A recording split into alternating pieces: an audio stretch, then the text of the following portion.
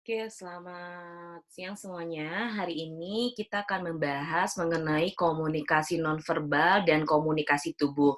Ini merupakan materi pertemuan ke-10. Jadi sebetulnya ini lebih enak kalau misalnya kita bisa offline, tapi karena kondisi yang tidak memungkinkan, jadi online. Ketika nanti kalian ada yang kurang paham, bisa tanya ke ibu di kelas ya. Oke, kita akan bahas apa sih komunikasi nonverbal dan komunikasi tubuh ini. Jadi, komunikasi nonverbal ini sebetulnya adalah pesan-pesan yang diekspresikan secara sengaja atau tidak sengaja melalui gerakan atau perilaku, baik itu suara ataupun intonasi. Ini menurut Sasa Juarsa Senjaya. Jadi kalau misalnya kita berbicara, intonasinya berbeda, kemudian bentuk vokalnya berbeda, maka itu disebut sebagai komunikasi nonverbal. Jadi kalau misalnya kita berbicara, gerakan tangan kita mengikuti, kemudian leher kita, pundak kita, alis mengikuti, gaya bicara mengikut, nah itu disebut sebagai komunikasi nonverbal. Karena contoh dari komunikasi nonverbal ini seperti gerakan isyarat, bahasa tubuh, ekspresi wajah, bahkan kontak mata dan kerutan dahi itu disebut dengan komunikasi nonverbal. Nah, di sini juga ada 6 komunikasi nonverbal, ada 6 fungsi komunikasi nonverbal menurut Ekman. Menurut Ekman dan Knepp ya, yang pertama itu adalah untuk melengkapi atau biasa kita sebut sebagai komplement. Nah, komunikasi nonverbal komplement ini adalah melengkapi eee, bahasa lisan kita. Jadi kan ada 2 komunikasi yang kita pelajari, yang pertama komunikasi verbal, yang kedua komunikasi nonverbal. Komunikasi verbal itu secara lisan. Kalau komunikasi nonverbal artinya artinya gerakan tubuh kita yang mengikuti. Nah, ini disebut sebagai komunikasi nonverbal. Nah, kemudian juga di sini dikatakan bahwa dalam komunikasi nonverbal ini, kalau misalnya kita menggelengkan kepala ketika kita bilang tidak, itu disebut dengan komplement. Jadi kita bilang enggak, tapi leher kita juga sambil gerak. Nah, itu disebut dengan komplement.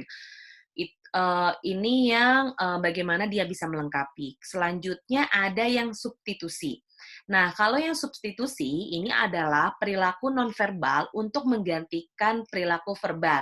Jadi tanpa bicara ya dengan orang lain. Misalnya kalau kita bilang enggak, nah, ketika kita bilang tidak sama orang, kemudian tangan kita mengacung, maka otomatis itu disebut sebagai komunikasi nonverbal yang artinya substitusi. Seperti kalau misalnya kalian menyeberang, ketika menyeberang otomatis tangan kita mengangkat, bilang stop. Nah, itu disebut sebagai substitusi, menggantikan kata stop itu. Jadi ketika kita nyebrang, tangan kita diangkat, itu bilang stop. Atau misalnya bilang punten. Jadi kalau misalnya kita mau punten dan badan kita membungkuk sedikit, maka itu dikategorikan bahwa kita sedang permisi untuk jalan di sebelahnya. Ini sebetulnya lebih menggantikan isyarat. Next, ada yang disebut dengan aksentuasi atau menekankan. Nah, dalam bentuk aksentuasi ini atau menekankan adalah komunikasi nonverbal, di mana kalau misalnya kita yang laki-laki nih lagi nonton bola. Kalau nonton bola kan tangan kita suka yes, mengepal ya, mengepal terus biasanya urat-urat di leher kita tuh terlihat sambil teriak, terus sambil maju badannya. Nah, itu disebut menekankan. Atau misalnya perempuan lagi nonton film horor, yang perempuan lagi nonton film horor, terus udah kayak gitu ketika nonton film horor takut, tangan kita mengangkat tangan kita dan menutupi muka kita, itu artinya menunjukkan bahwa kita sedang takut, dan itu adalah proses menekankan gitu. Karena biasanya ini disebut sebagai efek display. Nah, kemudian ada fungsi lainnya, ini adalah komunikasi nonverbal itu disebut sebagai kontradiksi. Kontradiksi itu seperti apa sih? Nah, kontradiksi ini adalah sesuatu hal yang tidak sesuai dengan apa yang kita bicarakan.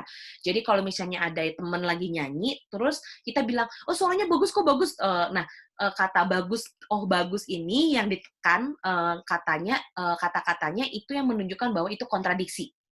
Jadi pastikan ketika menyilangkan jari, mengedipkan mata, itu kontrasik, "Iya iya, bilang aja iya." Nah, mata kita tuh sambil, mengedip beberapa kali. Nah, itu disebut sebagai kontradiksi. Jadi, dia mengatakan tidak sesungguhnya gitu. Jadi kalau misalnya bilang, "Bagus nggak?" "Bagus bagus." Nah, kalau misalnya kalian bilang, "Bagus bagus" berulang-ulang kali sambil ditekankan dan menggunakan mimik muka, maka otomatis itu sebagai kontradiksi. Kemudian ada juga yang disebut sebagai mengatur. Kalau yang pertama tadi mengulangi, kalau yang ini mengatur. Jadi kalau misalnya fungsi yang kelima ini, kenapa disebut sebagai mengatur? Karena gerak-gerik nonverbalnya dikendalikan, misalnya kayak mencondongkan badan atau misalnya Nah, kalau misalnya kita kurang paham, biasanya badan kita akan memajukan menyondongkan badan kita, atau misalnya kita mengkerenyitkan dahi, atau misalnya kita mengulum bibir. Nah, itu disebut sebagai mengatur. Nah, kemudian ada juga mengulangi. Nah, kalau mengulangi ini yang terakhir, kalau yang mengulangi ini berarti melalui kode nonverbal dan mengulangi atau merumuskan ulang makna dari pesan verbal tersebut. Misalnya kayak mengangkat alis mata. Jadi kalau misalnya kita bilang iya, kita akan angkat alis kita. Kemudian menggelengkan kepala kita juga itu termasuk bentuk mengulangi. Bener nggak? Enggak. Nah, terus kita enggak tuh berulang-ulang kali nih, bilang enggak, terus berulang-ulang kali, dengan, menggelengkan kepala kita. Terus sama dong kayak yang tadi di awal, sebenarnya berbeda. Jadi kalau yang ini tuh kita udah bilang pergi, tapi, "Yuk kita pergi." Nah, tapi belum ada pengulangan. Nah, ketika kita memegang ketika kita mengulanginya kembali dengan, "Ayo pergi," dengan menarik badan, nah itu disebut dengan mengulangi, ya. Mengulangi ini lebih apa ya, kalau misalnya tadi itu mengulanginya secara verbal, ini tuh benar-benar mengulanginya dengan bahasa tubuh. "Masa?" Nah, kalau misalnya kita ada penekanan, "Masa?" Nah, kan ada intonasi yang ditekan tuh ketika kita bilang sebut "masa." Nah, itu adalah sebetulnya untuk mengulangi, ya. Jadi ada 2 prosesnya di dalamnya, ada menekankan dan ada mengulangi. Oke, ini tolong disimak yang bagian fungsi ini ya, karena bisa jadi nanti jadi soal untuk UAS, gitu. Kita lanjut ya. Nah, kemudian di sini kita akan bahas mengenai ciri-ciri komunikasi nonverbal. Nah, ciri-ciri komunikasi nonverbal ini yang pertama itu ada isyarat nonverbal bersifat komunikatif. Jadi maksudnya, kenapa komunikatif? Bahwa dalam komunikasi, ketika kita hanya diam saja, kalau kita misalnya hanya diam saja, itu sebetulnya sudah dikategorikan sebagai kalau misalnya kita hanya diam saja, maka itu sudah dikategorikan sebagai komunikasi nonverbal. Karena bisa jadi kan diam ini dia sedang mendengarkan musik, dia sedang melamun, dia sedang memikirkan suatu persoalan misalnya. Jadi makanya kenapa ketika diam, apakah itu merupakan komunikasi? Iya, itu komunikasi dan itu bersifatnya komunikatif. Kemudian ada juga yang bersifat yang kedua isyarat nonverbal bersifat kontekstual. Karena kenapa komunikasi nonverbal ini bisa kontekstual tergantung tempat dan kondisinya di mana. Jadi kalau misalnya bayangkan ketika kalian mengedipkan mata di tempat ramai atau di ruang publik kayak di bis atau di kereta, itu pasti kalian akan dibilang genit, akan dibilang hal-hal yang negatif. Tapi kalau misalnya kita mengedipkan mata dengan orang yang kita kenal, pasti dianggapnya itu sesuatu hal yang biasa. Karena balik lagi tergantung tempat sama situasinya di mana. Makanya itu dikategorikan sebagai kontekstual. Nah, di sini juga ada yang isyarat nonverbal ini bersifat paket. Jadi sebetulnya perilaku nonverbal ini tuh benar-benar terbatas ya, benar-benar terbatas itu sesuai dengan yang ada pada tubuh kita, dalam fisik kita.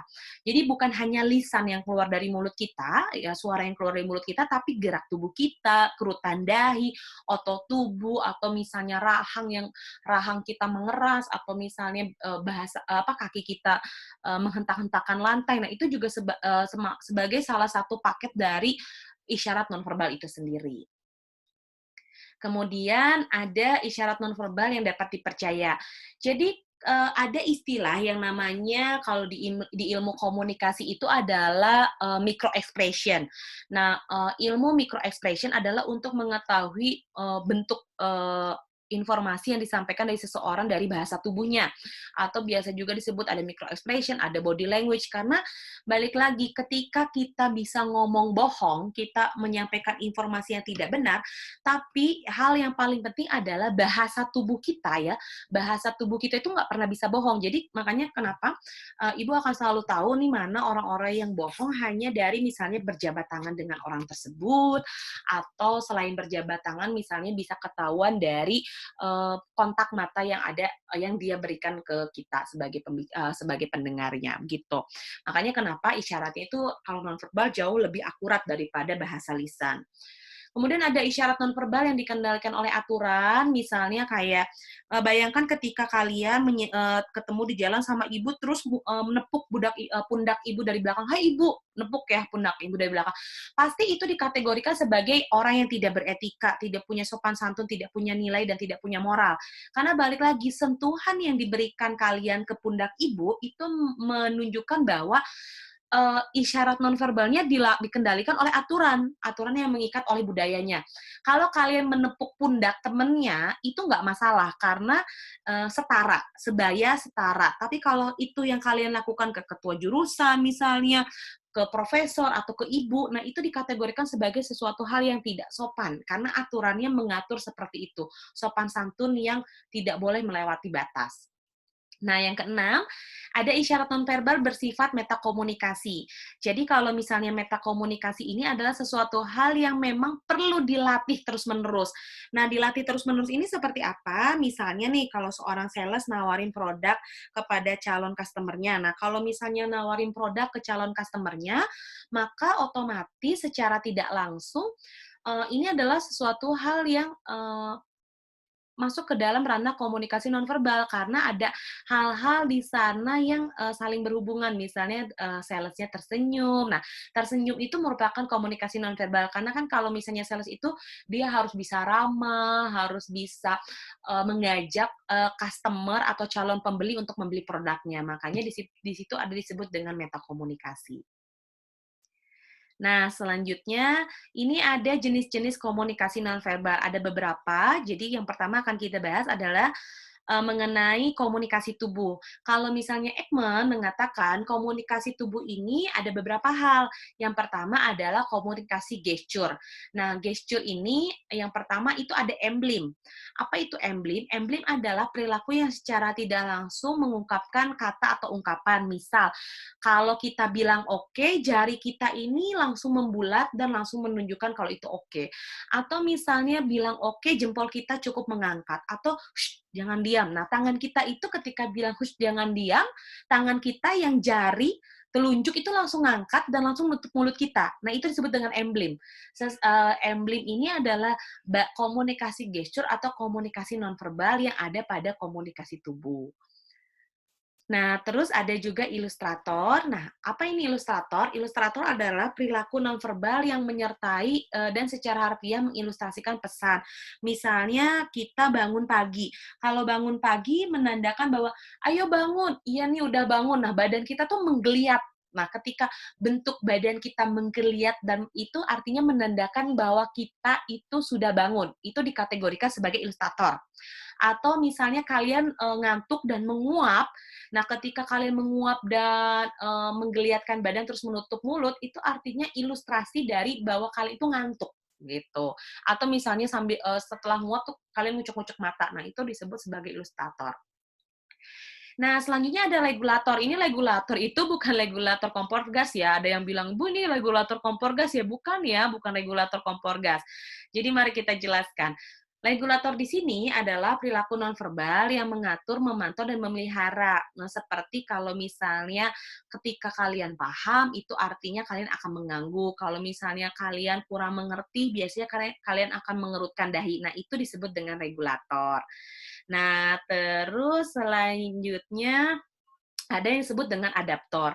Apa ini adaptor? Adaptor ini adalah perilaku nonverbal yang dilakukan secara pribadi di muka umum. Misalnya, kita nih bingung. Kalau bingung tuh kadang kita suka garuk-garuk kepala, padahal kepala kita nggak gatel.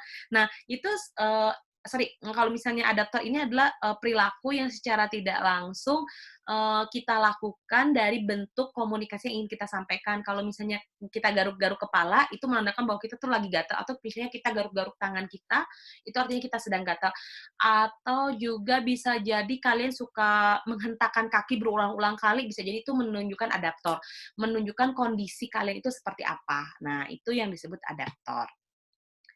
Kemudian, nah yang kedua kalau tadi komunikasi tubuh yang gesture ya, yang ini namanya komunikasi wajah atau dikategorikan sebagai affect display.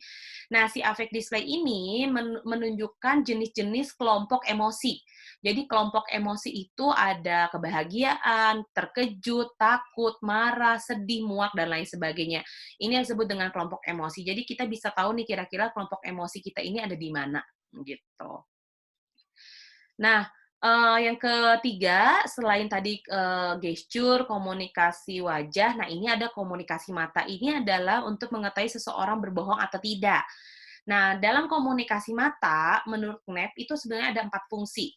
Jadi yang pertama untuk mencari umpan balik. Makanya, kita sebagai pembicara itu bakalan tahu kira-kira orang itu memperhatikan atau tidak apa yang kita sampaikan hanya dari raut mukanya. Raut mukanya ini salah satunya adalah dari mata. Matanya bisa saja menghindar untuk beberapa kejadian.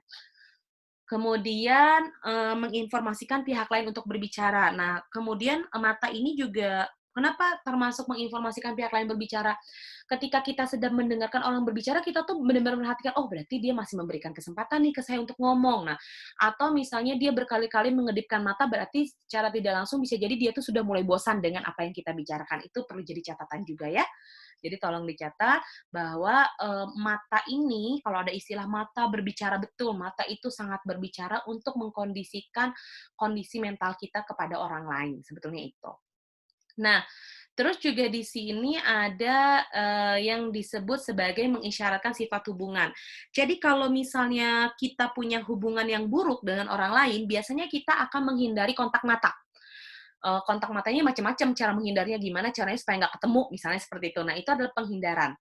Ada juga ketika kita berbicara, teman kita mendengarkan kita dengan baik, matanya memperhatikan, nah itu merupakan sifat, hubungan yang positif. Jadi, oh berarti dia memang memang fokus terhadap perhatian kita. Beda dengan orang-orang yang nggak mau dengerin omongan kita tuh pasti sibuk main handphone lah misalnya, sibuk lalak-lirik kanan kiri lah, saking nggak mau dilihat gitu, misalnya seperti itu. Nah, kemudian ada mengkompensasi bertambahnya jarak fisik. Jadi kalau misalnya kontak mata ini semakin besar jarak fisiknya, semakin besar ruangannya, maka kontak mata itu akan makin sulit dipelihara.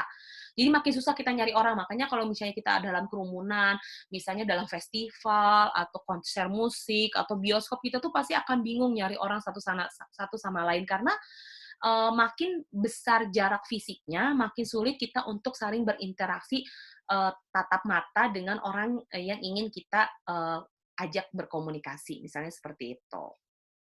Seperti biasa kalau misalnya nanti kalian kurang paham, kalian bisa tanya di kelas ya. Next, ini ada yang disebut sebagai fungsi penghindaran kontak mata. Dalam fungsi, penghindaran kontak mata ini, Erving Goffman mengatakan bahwa bila kita menghindari kontak mata atau mengalihkan pandangan kita, sebetulnya itu menjaga privasi yang kita miliki. Nah, jadi kalau misalnya Goffman mengatakan bahwa dalam penghindaran kontak mata ini banyak sekali rahasia-rahasia yang ingin disembunyikan. Nah, rahasia-rahasia ini, disebut sebagai, civil intention. Penghindaran kontak mata ini, biasanya karena tidak minat terhadap pembicaranya, atau misalnya terhadap ada rangsangan visual lain. Jadi kalau misalnya kalian sedang berbicara, kemudian orang-orang ini menghindari kontak mata dan terkesan tidak memperhatikan kita, itu bisa jadi karena, dia tidak suka dengan orang tersebut, satu. Atau dua, dia tidak tertarik dengan pembicaraannya karena cara berbicaranya monoton. Tiga, bisa jadi dia terdistrak oleh yang lain. Misalnya kalau zaman sekarang tuh gadget ya, handphone. Nah, itu yang disebut dengan penghindaran kontak mata.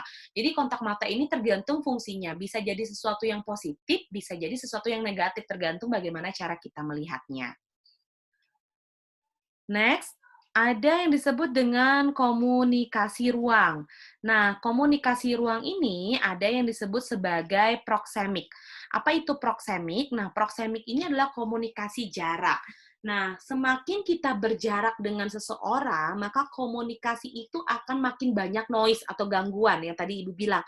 Kalau misalnya di festival, di konser, atau di pesta apapun, biasanya kita akan ada jarak dengan orang dan ketika orang itu ngomong tuh kita jadi nggak bisa dengar gitu. Karena kenapa? Ada komunikasi ruang di dalamnya, ada jarak di dalamnya. Nah, jarak ini juga ada teritorial, batasan. Contoh, kalau misalnya kita di kelas, dosen kan suka pakai meja ya, meja belajar. Nah, kalian pakai kursi citos. Nah, ketika tiba-tiba kalian maju ke depan dan duduk di kursi dosen, ketika ada dosennya, itu pasti akan membuat perasaan yang tidak nyaman. Ya, kenapa perasaan tidak nyaman itu bisa hadir? Karena ada yang disebut dengan teritorial, batas kekuasaan. Batas kekuasaannya adalah kalau misalnya di kelas, meja dan kursi dosen itu hanya boleh diduduki oleh dosen, apalagi kalau ada dosennya, beda kalau tidak ada dosennya. Atau misalnya tiba-tiba dosennya duduk bareng dengan kalian, di tengah-tengah kalian. Pasti kalian suka jadi salting, salah tingkah. Salah tingkahnya itu apa? Tadinya niat gambar-gambar di catatan jadi nggak bisa gambar-gambar gara-gara ada dosennya takut perhatiin, nggak bisa ngecek handphone karena dosennya di samping, nah, misalnya seperti itu, karena ada batas kekuasaan di dalamnya teritorial. Nah, komunikasi nonverbal juga mempengaruhi estetika dan warna ya. Estetika dan warna adalah terkait pakaian yang kita pakai. Pakaian yang kita pakai itu biasanya mencerminkan kepribadian kita seperti apa. Apakah kita orang yang cheerful, cheerful ini tuh dia tuh ceria, atau misalnya dia orang yang kaku, dia orang yang muram, dia orang yang sedih, dan lain sebagainya, itu bisa dilihat dari warna yang biasa dia pakai. Nah, itu sebetulnya pakaian yang dipakai oleh kalian itu merupakan bentuk komunikasi nonverbal. Nah, lanjut ada komunikasi temporal atau waktu. Nah, komunikasi temporal atau waktu ini adalah menunjukkan status dan kesesuaian. Bayangkan ketika kita melakukan sesi curhat dengan kita berlarut-larut lamanya. Ketika berlarut-larut lamanya, temennya bosan, ngantuk, nguap. Nah, itu disebut dengan temporal atau waktu.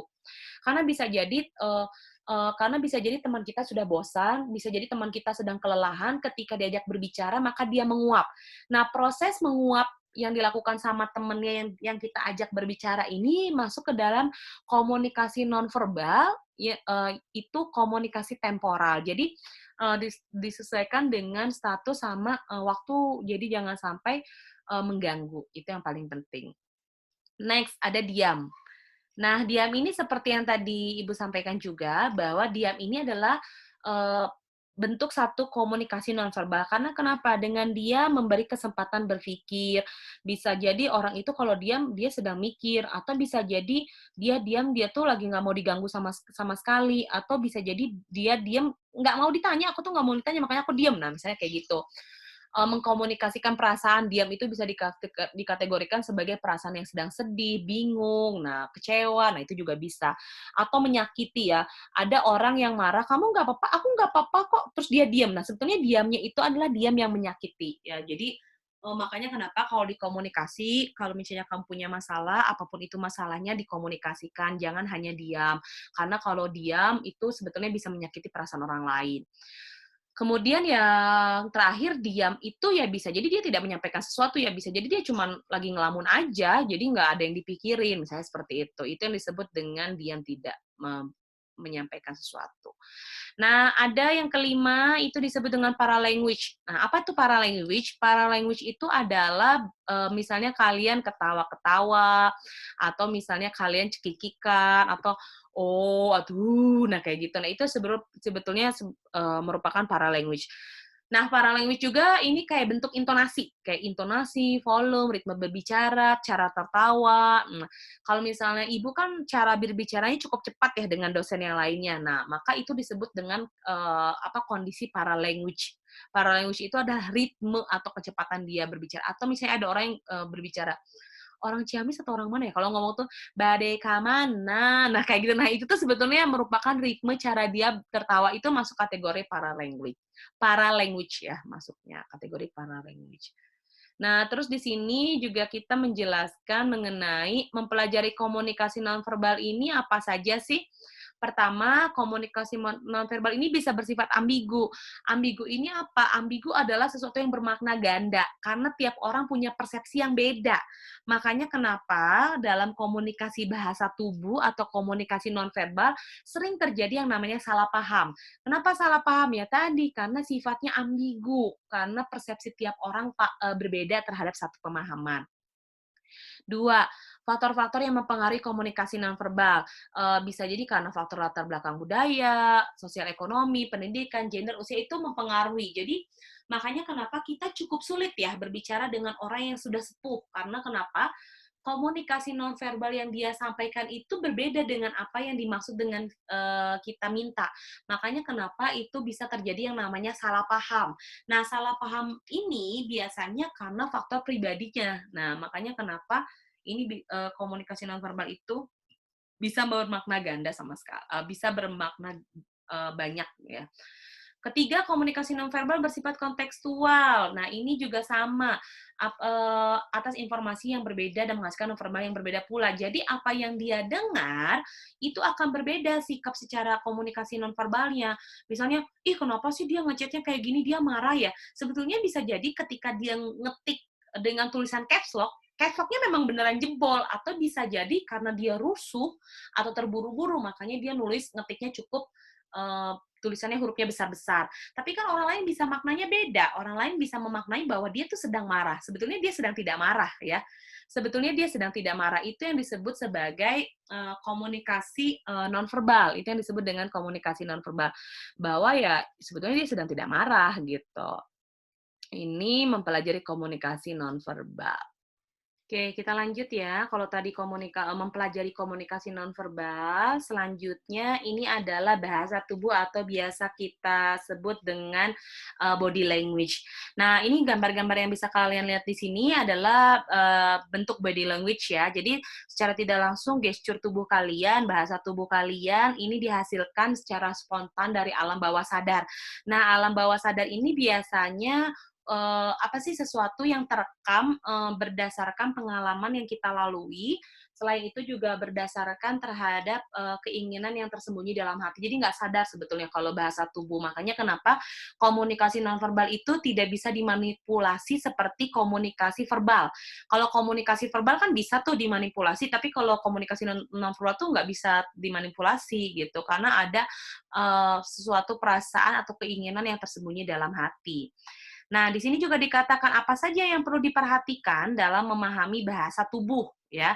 Ini kalau misalnya pengen tahu bahasa tubuh itu seperti apa, pertama, yang satu, yang perlu diperhatikan bagian tubuh yang harus diperhatikan ini seperti wajah, kaki, tangan, mimik muka, gerakan tangan, kaki, posisi tubuh, area wilayah, dan lain sebagainya. Nah, nanti ini menarik. Nanti kita akan ada praktek wawancara kerja ya. Nah, jadi pada saat praktek wawancara kerja ini akan ada posisi tubuh. Nah, posisi tubuh ini seperti apa? Tergantung dengan cara kita berkomunikasi. Biasanya kita akan tegang atau panik ketika kita bertemu seseorang yang galak, atau misalnya kita bertemu seseorang yang menyeramkan. Nah, misalnya seperti itu. Atau bisa jadi kalau kita panik, biasanya tangan kita tuh nggak mau diem, pegang-pegang pulpen, pegang benda-benda apa, atau misalnya kita jalan-jalan kanan kiri, depan belakang, atau bisa jadi kaki kita tuh menghentak-hentakan lantai karena panik. Nah, itu disebut dengan komunikasi tubuh atau biasa body language ya. Nah, di sini juga dikatakan bahwa bagaimana cara mengenali perasaan dan emosi lewat ekspresi wajah. Nah, di sini ada beberapa jenis emosi ya di gambar.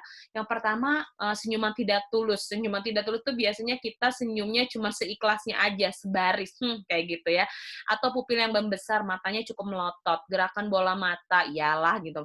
Gerakan mata ini ke kanan kiri lebih cepat, nah itu bisa juga termasuk. Bibir yang terangkat ke atas, bibir sedikit terbuka, menutup mata saat sedang mengobrol atau terlalu sering berkedip juga ini mempengaruhi bentuk ekspresi wajah seseorang, emosinya itu seperti apa. Makanya kenapa kita bisa tahu seseorang itu sebetulnya mendengarkan nggak sih omongan kita, ya kita lihat dari ekspresi wajahnya, atau misalnya dia suka nggak sih sama kita, itu juga bisa kelihatan dari ekspresi wajahnya. Nah, makanya seru sih ini sebenarnya kalau kita bisa praktek di kelas, tapi agak sulit ya. Nah, bagaimana cara mendeteksi kebohongan seseorang dari ekspresi wajah dan bahasa tubuhnya? Pengen tahu nih seseorang ini tuh bohong apa enggak sih? Nah, gimana cara taunya supaya tahu orang ini bohong atau enggak? Itu ada yang disebut dengan micro expression atau contempt. Nah, micro expression ini adalah mencerminkan emosi. Jadi, apa ya, supaya tahu nih orang, makanya kan kalau misalnya kalian suka nonton apa tuh, bukan sinetron tuh apa sih, kayak infotainment gitulah di, TV atau di YouTube, kan suka ada tuh, apa, pakar-pakar ahli micro expression. Nah, pakar-pakar ahli micro expression inilah yang akan melihat, jenis-jenis, emosi yang kita miliki. Contohnya seperti gambar ini. Nah, ini bisa kalian lihat ya, gimana caranya kalau misalnya kalian, eee benci, kesel, jijik, takut, terkejut. Nah, ini ekspresi mukanya kayak gini ya. Nah, ini bentuk sedih tuh kayak gimana matanya, kalau marah kayak gimana dahi sama hidungnya, matanya kayak gimana, kalau jijik kayak gimana, kemudian kalau nyinyir nih kayak gimana, terus kalau terkejut, kemudian kalau takut kayak gimana, ya. Itu bisa dilihat dari gambar ini. Next, ada bahasa tubuh lainnya. Nah, bahasa tubuh lainnya ini menarik. Jadi, bahasa tubuh lainnya itu misalnya ada face touching. Face touching ini adalah ketika kita menyentuh mulut, menyentuh dagu. Nah, itu bisa jadi mengisyaratkan seseorang tuh nggak yakin, terkesan berpikir atau tertutup. Makanya kan kita suka megang-megang dagu kita atau megang-megang mulut kita. Nah, itu adalah sebetulnya perasaan-perasaan yang mengisyaratkan bahwa kita tidak yakin. Kita tidak yakin. Kemudian hand touching. Nah, hand touching ini juga misalnya kayak garuk-garuk tangan. Nah, garuk-garuk tangan, menggenggam tangan, memainkan jari tangan, mengik tangan. Nah, ini juga mengisyaratkan sebenarnya dia gugup.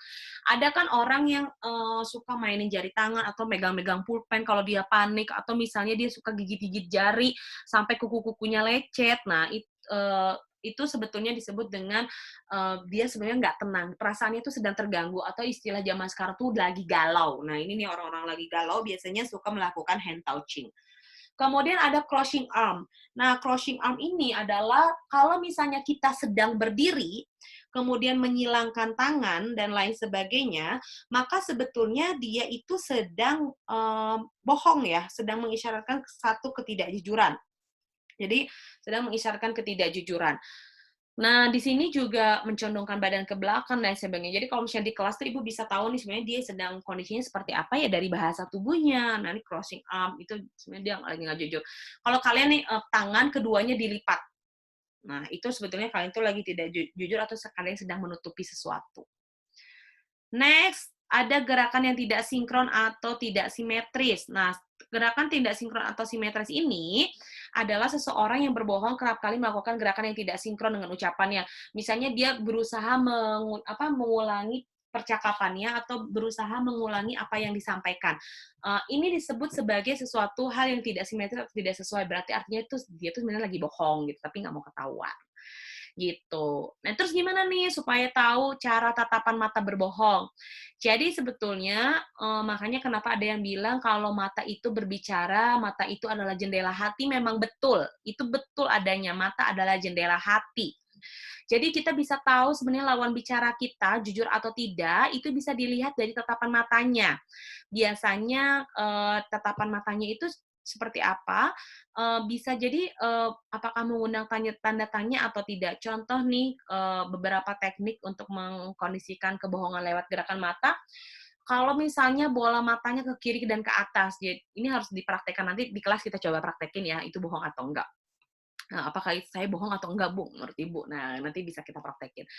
Orang yang sedang berbohong itu biasanya akan melirik ke kiri dan ke atas cepat karena gerakan bola mata itu benar-benar cepat ya. Jadi supaya nggak karena dia refleks dari alam bawah sadar. Itu sebenarnya menunjukkan bahwa orang ini bisa jadi bohong atau banyak berkedip. Berkedip itu layaknya kalau kita berkomunikasi itu sekitar 2 sampai 3. Tapi kalau misalnya dia banyak berkedip berulang-ulang kali dengan cukup jangka kedipannya itu dalam satu kedipan dia ada beberapa kali mengedip, maka otomatis sebetulnya dia sedang mengumpulkan cerita. Mengumpulkan cerita ini kenapa? Karena sering ditodong untuk bercerita sehingga dia panik dan bisa jadi dia akan menceritakan kondisi hal yang tidak sesuai atau biasa kita sebut tadi bohong itu ya. Nah, kemudian ada juga perhatikan posisi kelopak mata. Ini kelopak matanya gimana? Maksudnya kelopak matanya pindah ke bawah? Enggak, maksudnya kelopak mata ini cenderung bagaimana cara, si bola mata kita. Bola mata kita nih seperti apa, kalau pupilnya jauh lebih membesar, biasanya itu juga dikategorikan dia bisa jadi sedang berbohong, misalnya seperti itu. Atau bisa jadi, dia sedang stres terus dia bohong, "Kamu nggak apa-apa ya?" "Enggak kok, aku nggak apa-apa." Nah, si kelopak matanya itu jauh lebih mengerit biasanya.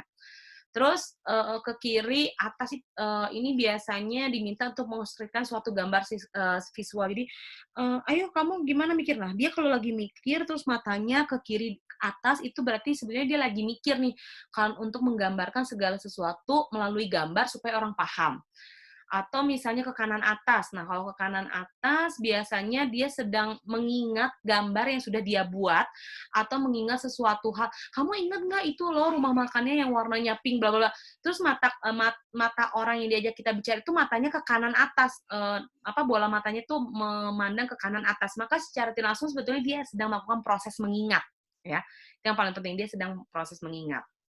Nah, kemudian ada ke samping kiri. Kalau ke samping kiri biasanya membayangkan suara, "Coba deh dengerin, ini bukan sih suaranya?" Terus kita dengerin. Nah, mata kita itu secara nggak sadar, bola matanya itu sedang ke kiri. "Oh, enggak kok mata saya bola matanya ke kanan." Nggak bisa, karena kalau ini tuh sesuatu yang di alam bawah sadar dan itu pasti refleks, matanya akan ke samping kiri. Nah, bagaimana kalau ke samping kanan? Kalau ke samping kanan itu sedang mengingat sesuatu ya, biasanya suara yang sudah lama dikenalnya. "Oh iya, ini mah suaranya dia." Nah, kayak gitu. "Oh, saya kenal, saya pernah ketemu dia, suaranya emang kayak gini." Nah, itu biasanya mata kita akan ke samping kanan. Itu bedanya ya, samping kiri dan samping kanan. Kemudian bagaimana dengan gerak kiri dan gerak, kiri ke bawah dan gerak kiri, ke kanan bawah? Kalau misalnya gerak kiri ke bawah, biasanya itu ada perasaan yang dialami mengingat bau ya, misalnya, "Kayaknya pernah nih saya nyium bau ini." Nah, itu biasanya bola matanya secara nggak langsung ke kiri bawah. Tapi kalau misalnya ke kiri bawah, sorry, kalau misalnya ke kanan bawah, si bola matanya, sebetulnya dia sedang berbicara dengan diri sendiri, harusnya saya jangan kayak gini sih, baiknya saya kayak gini." Nah, itu deteksi-deteksi bola mata. Jadi ketika dia ingin menyampaikan segala sesuatu bisa dilihat bola mata. Terus nanti ada yang nanya, "Bu, sebenarnya ini bisa nggak sih kalau misalnya kita lakukan secara awam?" Nggak bisa, ini biasanya dilakukan secara profesional. Secara profesional itu dia ada pelatihan-pelatihan terus untuk menggali, micro expression-nya, untuk menggali bola matanya. Makanya kenapa pakar-pakar mikro ekspresi kayak Roy Suryo, kemudian siapa tuh yang perempuan tuh adalah Roy Suryo dan sebagainya, biasanya itu dilihat benar-benar dari bola mata. Karena bola matanya banyak. Kenapa kita pelajari? Supaya kalian tahu ketika nanti wawancara kerja, kalian harus ngadapinnya seperti apa. Kalau misalnya kurang paham, nanti kita akan praktekkan di kelas ya. Tapi tolong ini disimak dulu baik-baik materinya. Nanti kalau misalnya kurang paham, bisa ditanyakan di kelas. Oke, materinya cukup sampai sini. Ini udah selesai. Selamat menyimak videonya.